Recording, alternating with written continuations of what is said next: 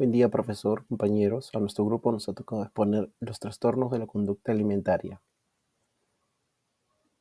El curso de Psicopatología 1, nuestro docente, el profesor Víctor Ricardo Chávez Medrano, somos el grupo número 5. Los integrantes, Blanca Antaurco, Azucena Yanco, Doris Mesa y quien le habla, John Serna. ¿De qué hablaremos? Daremos una breve introducción sobre el trastorno de la conducta alimentaria, una definición y perfil psicológico del paciente. Hablaremos de la epidemiología, etiopatogenia, historia clínica, niveles de tratamiento en pacientes con TCA, criterios y diagnósticos del DSM-5, detección precoz del TCA, tratamiento, pronóstico y prevención. Introducción. Los trastornos de comportamiento alimentario. Es una enfermedad grave cuya psicopatología se centra en la comida y en la imagen.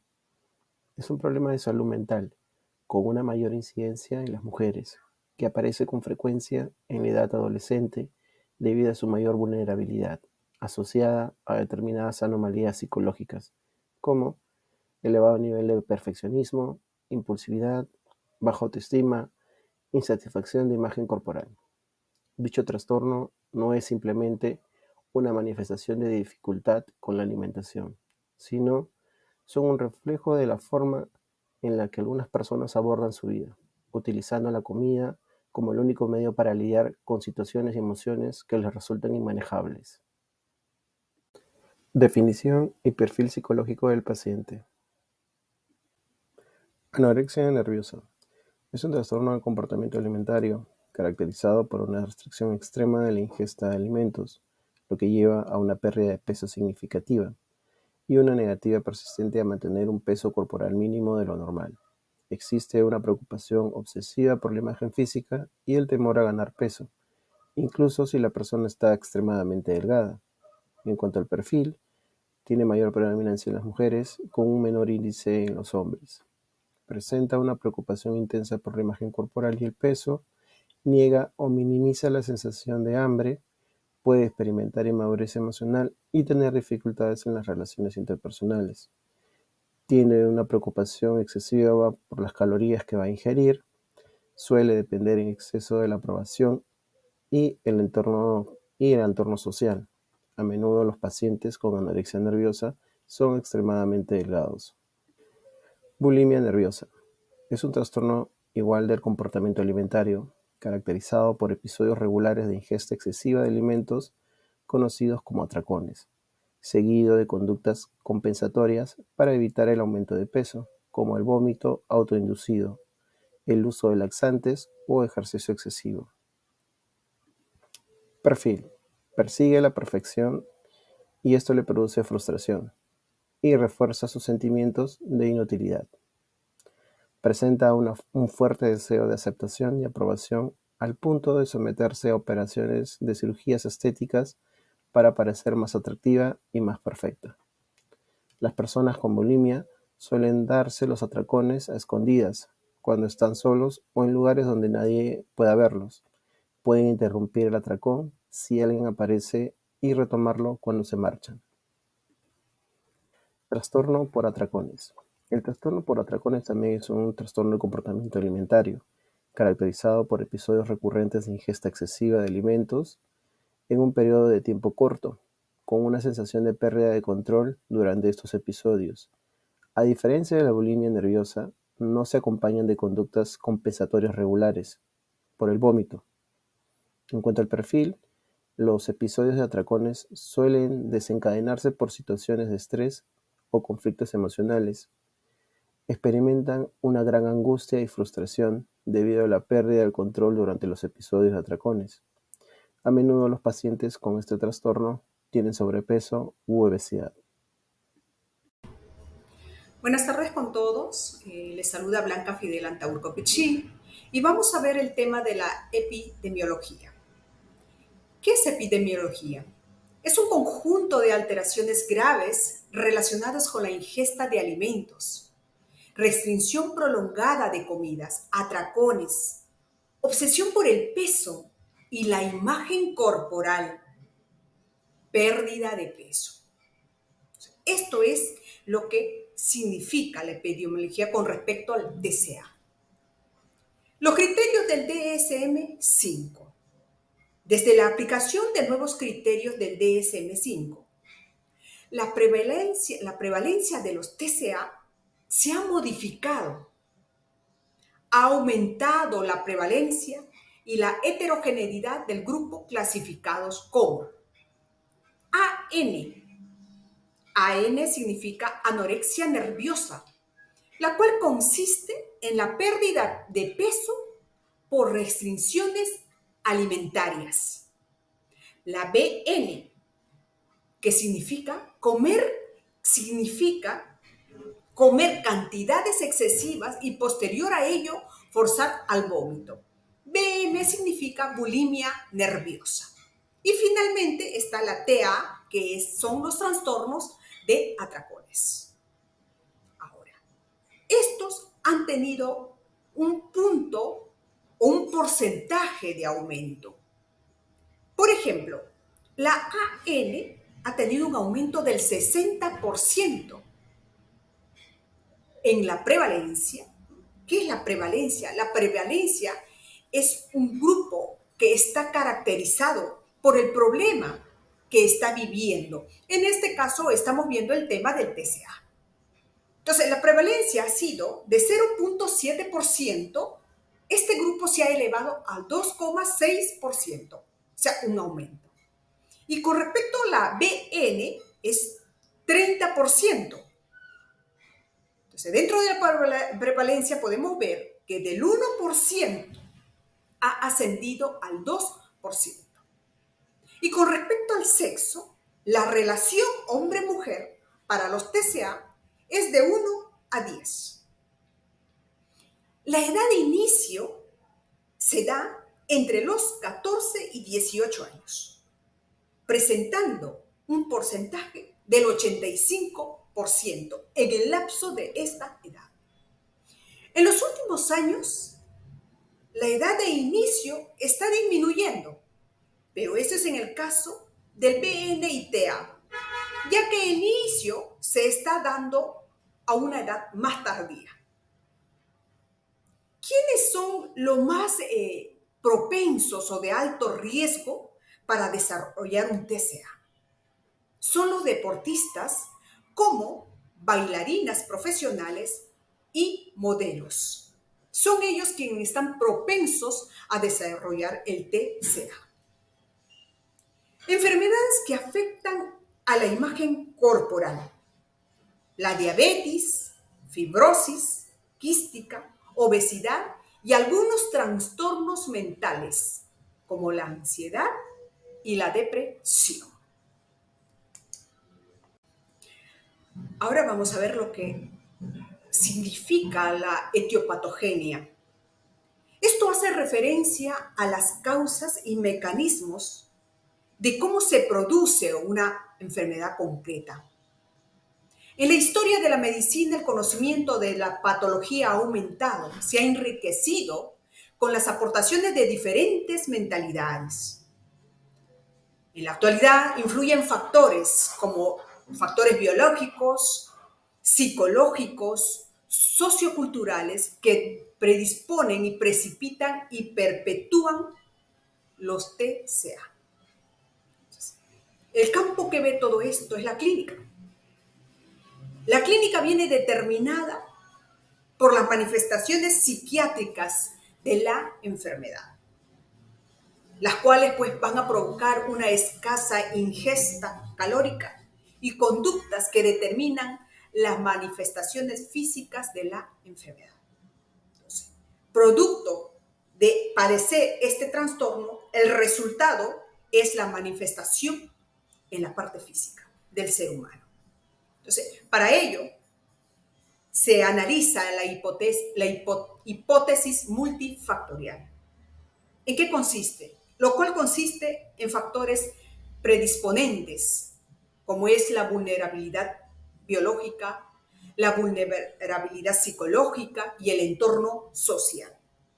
A ello vienen los factores precipitantes, los cuales son los cambios de adolescencia, ya que estos acontecimientos son vitales y sobre todo son cambios de una etapa a otra que se da en el desarrollo del ser humano. Entonces, el resultado de ambos va a dar los factores perpetuantes. ¿Y qué son los factores perpetuantes? Son aquellos que nos muestran característica, por ejemplo, de un malestar físico. En este caso, si estamos hablando del TCA, vamos a ver disminución de peso, llevan una dieta normal, una malnutrición y los cambios psicológicos que se va presentando en el individuo. El diagnóstico es un punto muy importante y para ello el diagnóstico es clínico, para lo cual es imprescindible una buena historia, una exploración física minuciosa, una evaluación física basada, básica y psiquiátrica.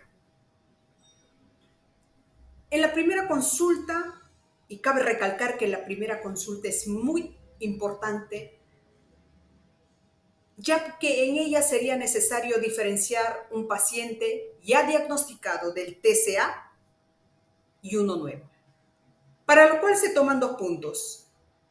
El punto uno es necesario incidir en la entrevista en el apartado de la conducta alimentaria para de esa manera poder diferenciar si existe TCA.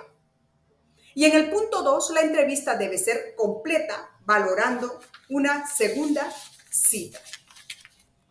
Hay que tomar en cuenta que la primera consulta es la más importante, porque es necesario ganar la confianza del paciente y crear un clima en el cual se permita llevar a cabo el propósito y el desarrollo de todo lo que significa seguir y guiar al paciente a fin de ayudarlo. Otro punto importante es que la familia es el punto clave, por lo que es recomendable, después del acercamiento, plantear la necesidad de entrevistar a la familia y al paciente por separado. Las informaciones a obtener en la primera entrevista es historia clínica, exploración física, valoración de la realización de las pruebas complementarias y realización de un diagnóstico de sospecha y posibles complicaciones. Doy pase a mi siguiente compañera. La historia clínica según la OMS es aquella que refleja de forma fidedigna, es decir, confiable y verídica, todas las características clínicas del paciente y su evolución periódica. Es decir, que en ella se encuentra ordenada de manera cronológica cada uno de los antecedentes clínicos del paciente. Datos que se ha ido obteniendo a través del interrogatorio, a través de la observación y exámenes complementarios para así poder lograr un diagnóstico correcto y brindar un tratamiento adecuado según la enfermedad que padezca el paciente. En este caso de la TAC, el pediatra deberá ser muy cuidadoso con el paciente al momento de expresarse, al momento de poder interactuar con el paciente. Bien, actuando de una manera natural, no culpabilizando al paciente, mostrando comprensión hacia él, evitando reflejar algún tipo de sorpresa, ¿no? Una expresión de sorpresa durante la entrevista. Para el desarrollo de la historia clínica se cumplirán los siguientes pasos. Bien, en primer lugar, se presenta al paciente. En este punto, se podrá permitir al especialista, ¿no? Al tener un primer acercamiento, ¿no? Por lo cual el especialista podría empezar él mismo presentándose y luego invitar al paciente a hacerlo. Por ejemplo, ¿no? Solo sé tu nombre, no conozco nada más de ti, si gustas puedes presentarte, cuéntame cosas de ti, en qué colegio estás estudiando, ¿no? Y demás, ¿no? Que puedan generar ese ambiente de confianza, ¿no? Que va a ser beneficioso en la entrevista. El segundo punto es el motivo de consulta. El especialista podría abordar preguntando, por ejemplo, y cuéntame, ¿por qué estás aquí? ¿Qué te ocurrió? ¿Qué te trae, no? Hacia consulta. El tercer punto es consecuencias físicas y conductas purgativas. En este punto, bien, se deberá ser muy cuidadoso también, ¿no? Al momento de indagar la información, bien, ya que se necesita saber los síntomas cardiovasculares, el metabólico, digestivos, locomotor y reproductor, evitando, como ya mencionamos líneas arriba, ¿no? Culpabilizar al paciente de esta situación que él está viviendo, ¿no? Por ejemplo, has tenido necesidad de vomitar, usas algún laxante, ¿no? El cuarto punto refiere a las consecuencias emocionales de la enfermedad. Este punto comprende el estado de ánimo y sus cambios de humor del paciente. En el punto 5, bien, es sobre la ansiedad ante la comida e intensidad de la ideación anoréxica. Por ejemplo, las preguntas, ¿no? ¿Qué te pone más nervioso al inicio de la comida o quizás al terminar de comer, ¿no? El punto 6 es la historia del peso, ¿no? Básicamente está enfocado al peso máximo y al peso mínimo, bien, que ha obtenido el paciente. También con la rapidez con la que él puede haber perdido peso, cuál es el peso deseado según el paciente y posteriormente indagar si ha utilizado algún otro método, ¿no? Anteriormente para poder perder peso. Bien, el punto 7 es la historia dietética. En este punto, bien, se debe de procurar indagar, hacer las preguntas de manera ilustrativa por un día cualquiera, ¿no? Teniendo a detalle la ingesta de alimentos ingeridos en cada una de las comidas, la manera que come, los alimentos que son prohibidos, las manías, los rituales, las conductas purgativas y la frecuencia de ellas, ¿no? Con referente al siguiente punto, que es el punto 8, la relación con los pares, amigos y pareja. Es decir, es las relaciones de amistad, las actitudes, las ideas, su manera de pensar, de que la confianza hacia la otra persona, el compañerismo, las normas para una buena convivencia, para convivir en la sociedad. Bien, y el punto 9 es el consumo de sustancias. En este punto, bien, se emplea el uso de afirmaciones, ¿no? Como por ejemplo, seguro que cuando sales con tus amigos te bebes alguna cerveza, fumas algún cigarro. Entonces, es la manera, ¿no? que se abordaría, ¿no? Para poder obtener la información sobre el consumo de sustancias. Cabe recalcar que los 9 puntos anteriormente mencionados, bien presentados, deberán ser respondidos por el mismo paciente. Se debe de procurar, bien, procurar que los padres o los familiares que vienen acompañando al paciente no intervengan, ¿no? Siendo lo más adecuada, ¿no? Lo más adecuado, realizar estos puntos, esta indagación, estas preguntas, bien, en un ambiente solo con el paciente. Posteriormente, bien, se van a realizar algunas preguntas, ¿no? Que van a ser muy importantes, ¿no? Que se le van a hacer las preguntas a los padres de cómo ven a sus hijos, ¿no? Cómo ven a su hija, por ejemplo, en este caso, cómo ven su aspecto físico, su estado de ánimo, si ha tenido algunos recientes cambios en su comportamiento. También se les preguntará sobre los antecedentes personales y familiares, ¿no? Indagar en antecedentes médicos y psiquiátricos. Y por último, de ser la forma, ¿no? La manera de ser del paciente, ¿no? Y de sus familiares. Criterios diagnósticos del DSM-5. Estos criterios han sido establecidos para poder evaluar y comparar los diferentes signos y síntomas que cada paciente con TCA pueda presentar. En el caso de la anorexia nerviosa, por ejemplo, tenemos lo que es la restricción de la ingesta energética en relación a los requerimientos que cada persona necesita.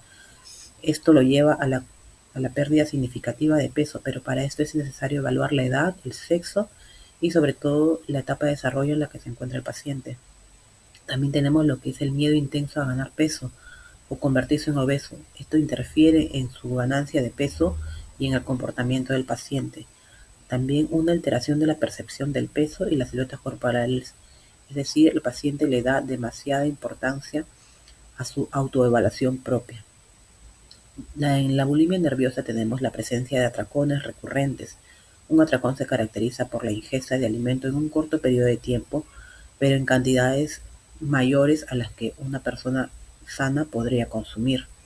También tenemos lo que es las conductas compensatorias recurrentes e inapropiadas con el fin de no ganar más peso.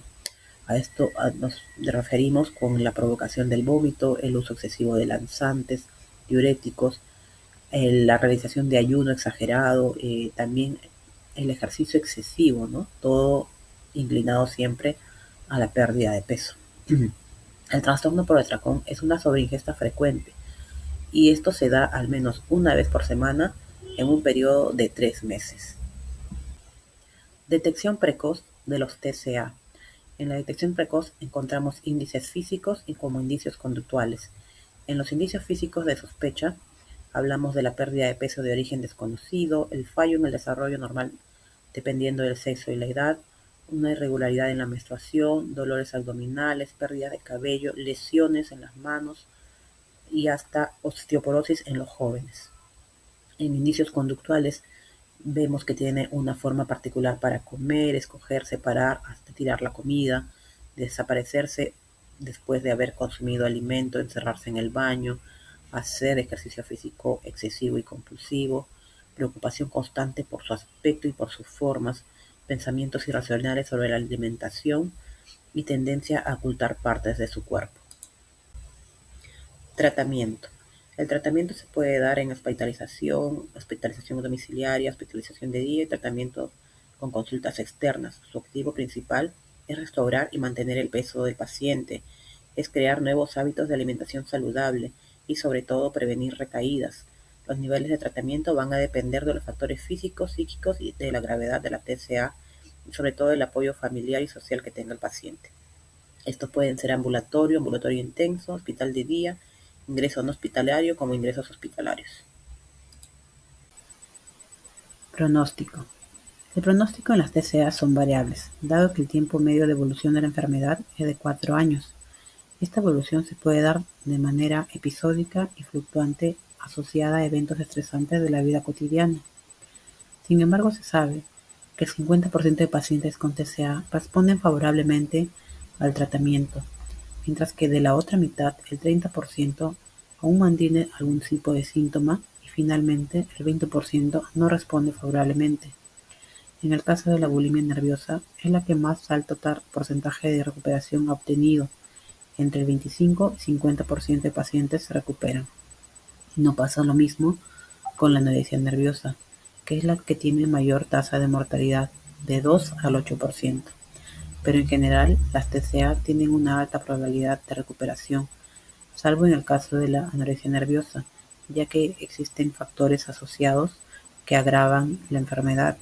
Estos factores son conductas purgativas, son falta de respuesta al tratamiento cuando la enfermedad tiene una larga ya evolución. También es otro factor que agrava la enfermedad el haber alcanzado un peso mínimo posible, casi imposible de recuperar. Tener un trastorno obsesivo compulsivo asociado a la TCA. También tener relaciones familiares patológicas y otras comorbilidades. Prevención. Existen 3 niveles fundamentales en cuanto a prevención. El nivel primario, cuyo objetivo principal es evitar el desarrollo de conductas anómalas relacionadas con la comida. El nivel secundario está diseñado especialmente para diagnosticar y tratar los signos tempranos de las TCAs. Prevención terciaria vendría a ser su objetivo principal, reducir las complicaciones de la enfermedad una vez que ya se ha instaurado en el paciente. Otro punto importante en prevención es la detección precoz de la TCA. Para ello es esencial que el profesional de la salud aplique las preguntas y cuestionarios necesarios para poder identificar síntomas precoces de TCA.